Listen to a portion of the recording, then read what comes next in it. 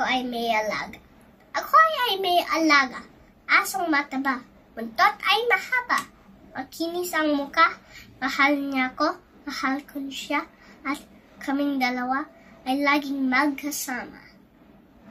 Please sing ang pipit.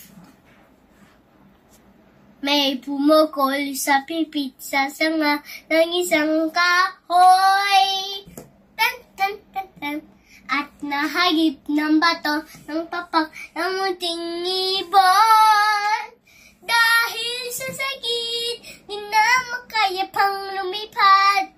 At ang nagya ay nahulog, lumiparang taong bumigas.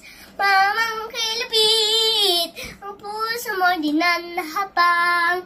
Pag pumana ang buhay ko, may isang pipit na iiyak. La la la, la la la, la la la la la la la la la la la. May pumukol sa pipit sa sanga ng isang kahoy. Tan tan tan tan. At nahagip ng bato ng papak ng munting ibon. Tan tan tan tan.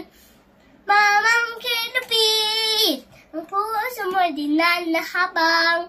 Pag pumana ang buhay ko, may isang pipit na iiyak. La la la, la la la, la la la la. Noong araw sa bayan ng Sariwa, naninirahan ng lahat ng uri ng gulay.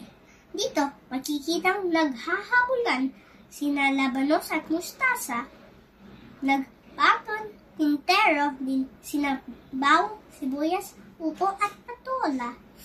Nagtataguan sina singkamas, talong at luya, habang nagluluksong baka sina kamatis at kalabasa.